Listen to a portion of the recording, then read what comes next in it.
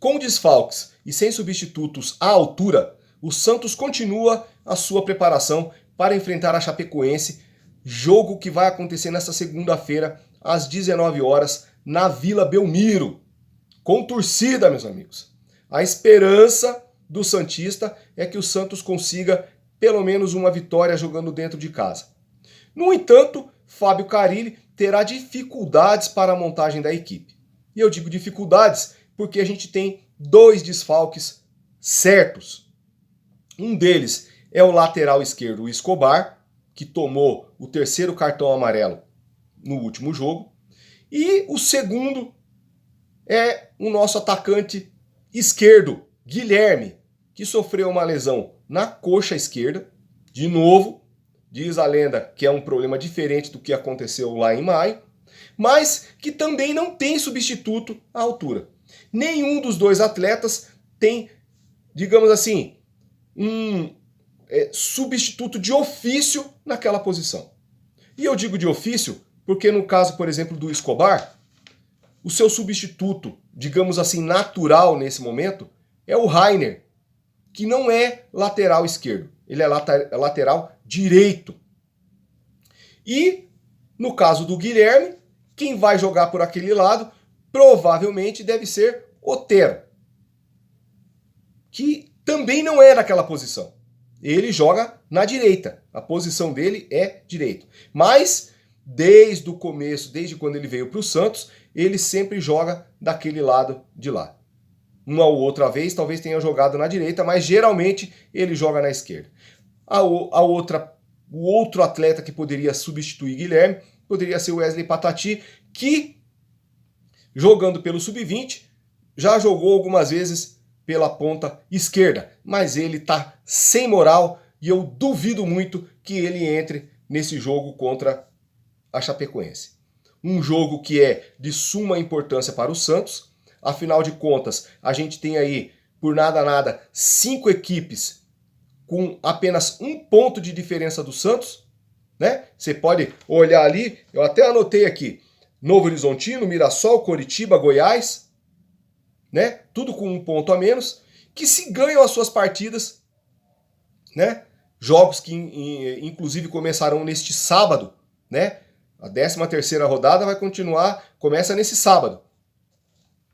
Se eles ganham as suas partidas, ele e o Santos de repente perde ou empata, eles ultrapassam o Santos e o Santos pode chegar ali à 10ª posição do Campeonato Brasileiro. O que seria muito ruim, porque depois, para tirar essa diferença, olha, vai ter que jogar muito mais do que tem jogado. E detalhe, o Guilherme, que novamente teve essa lesão na coxa, provavelmente ficará fora de 2 a 3 jogos. E aí você olha no elenco e não tem um ponta esquerda que possa substituí-lo de maneira adequada. Da mesma forma, o Escobar, que ainda bem que é só este jogo, mas que se ele por um acaso se machuca, a gente também não tem um lateral esquerdo de ofício, né? De repente teria o Souza, mas o Souza está na base, que pudesse substituir ele ali de maneira, sabe, a contento ali, que pudesse entregar o melhor possível dentro do jogo. A Chapecoense é um time que está na parte de baixo da tabela, está ali na segunda parte da tabela, brigando para se manter na Série B. Pode ser que desenrole, pode ser que desenvolva, pode ser até que se classifique, porque o campeonato, digamos assim, está chegando aí, passou um pouquinho da metade do primeiro turno ali, né? Então tem muito futebol ainda, mas olha, não é para o Santos perder esse jogo jogando na Vila Belmiro na segunda-feira. Mas os desfalques deixam a gente com um pouco de pé atrás ali com relação ao que vai ser entregue nesse jogo de segunda-feira. Uma situação bem complicada do Santos. Paulo Brax foi apresentado nessa sexta-feira, falou muitas coisas e a esperança da gente que torce para o Santos é que agora, nessa janela que vai acontecer no meio de ano, que ele consiga ser assertivo nas contratações. Porque hoje, meus amigos, o Santos tem 42 inscritos na lista do Campeonato Brasileiro da Série B, que vai até 50. Nós temos 42 inscritos.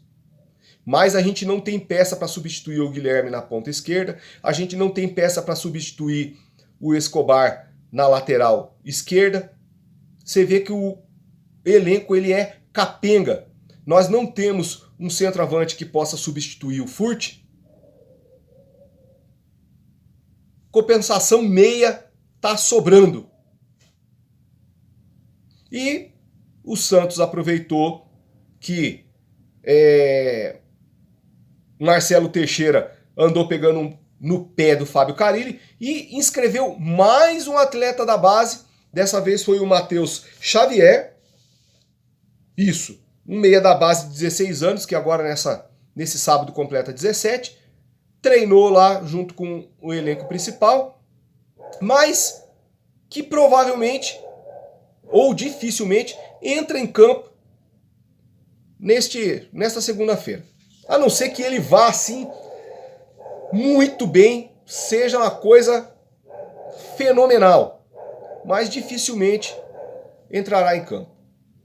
E isso dificulta o trabalho, né, da equipe com relação a entregar um bom jogo, né, contra times que de repente, digamos assim, tem um futebol ruim. Tem um futebol ruim. O Santos não tem se apresentado bem. Tem um elenco, o pessoal fala que tem um elenco curto, mas tem 42 atletas no elenco, meu amigo. São 42 salários. E aí o técnico perde um jogador, perde outro e é obrigado a fazer improvisação.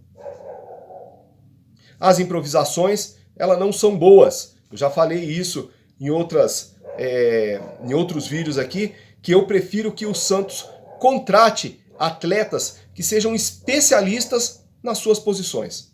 Ah, mas aí o cara só joga lá. Você contrata 2, 3 laterais direitos, 2, 3 laterais esquerdos, 2, 3 pontas esquerdos, 2, 3 pontas direitos, mas que sejam especialistas naquela função. 2, 3 centroavantes que sejam especialistas naquilo que está fazendo. 2, 3 meias que saibam distribuir o jogo. É isso que a gente precisa. Não adianta contratar atleta que joga em 3, 4 posições porque ele não entrega nada em nenhuma. E o Santos está cheio disso no elenco. E aí os caras não conseguem entregar um bom futebol em campo e a gente fica sempre naquela fissura, naquela angústia, dizendo que a equipe está jogando mal. E de fato tá, né? Jogando mal. Agora teremos aí 2 desfalques certos e o Fábio Carille terá que improvisar nessas posições porque ele não tem atletas que joguem ali de fato. Ah, não, mas você está falando bobagem porque o Otero joga na esquerda. Mas a posição do Otero não é esquerda. Ele é ponta direita. Ah, mas ele sempre jogou lá. Tudo bem, mas ele não joga bem quando joga lá daquele lado. Não tem jogado bem. Não tem jogado bem. O Rainer não é lateral esquerdo, ele é lateral direito. Você olha no elenco e não tem lateral esquerdo. Então, assim, a gente tem um elenco curto, como dizem por aí, que o Santos tem um elenco curto, porque a gente não tem atletas para todas as posições. Falta, foi mal montado, o elenco foi mal montado. E aí quando chega, né, agora que a gente não pode perder, né, a gente, veja, o Campeonato Brasileiro da Série B, meus amigos, ele está muito, mas muito embolado. Não tem ninguém que se desgarrou, exceto com os times que estão ali com 22 pontos, que estão a diferença ali, ninguém desgarrou ainda. Do Santos para baixo, tem 5 equipes com 19, 18 pontos. Que se ganharem as suas partidas, elas ultrapassam o Santos. Ultrapassam até o Vila Nova, que está na frente do Santos com 20. Então tá bem embolado. O Santos, se tivesse jogado o que se espera dele, poderia estar na ponta da tabela largo e folgado. Mas não conseguiu ganhar do Botafogo, não conseguiu ganhar do Amazonas jogando fora, não conseguiu ganhar do Operário jogando fora. O Botafogo, eu digo fora porque foi em Londrina. Era mando do Santos, mas foi em Londrina. A gente tá sofrendo muito. Tá sofrendo muito. Time que não tem intensidade, não tem força física. E aí começa a encher o time principal com a molecada da base, que eu não sei se aguenta o ritmo do time principal. Dos jogos, né? Do time principal. Se você assistiu Uruguai e Bolívia ontem, né? Nesta quinta-feira, você vai entender o que eu estou falando. O time da Bolívia é um time jovem. O Uruguai deitou e rolou. Poderia ter goleado. Perderam um caminhão de gols. E o Miguelito pegou 3, 4 vezes na bola. Assisti esse jogo justamente porque eu queria ver o Miguelito jogando. Mas ele não jogou, não conseguiu jogar. Essa molecada que está subindo da base tem que ter condições de jogar no time principal. Eles têm que estar forte fisicamente para poder aguentar o tranco. Principalmente aqui na Série B, que a gente já viu que o jogo é bem mais truculento. Os atletas são gigantes. Você pega aí o time do Novo Horizontino, só cara parrudo. Pega o time do Operário, só cara parrudo. E o time principal do Santos não aguentou jogar com eles. Você imagine a garotada. Né? Difícil.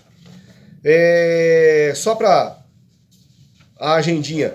O Campeonato Brasileiro da Série B começa neste sábado com... Deixa eu ver aqui.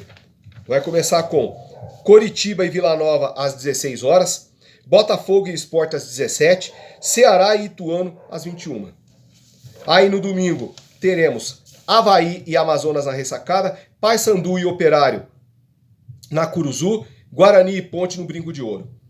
Santos e Chapecoense na segunda, CRB e Brusque às 21 horas. Na terça-feira, Goiás e América e Novo Horizontino e Mirassol. Os jogos de terça-feira serão mais interessantes, né? Porque é Goiás e América, Novo Horizontino e Mirassol, times que estão brigando na parte de cima da tabela.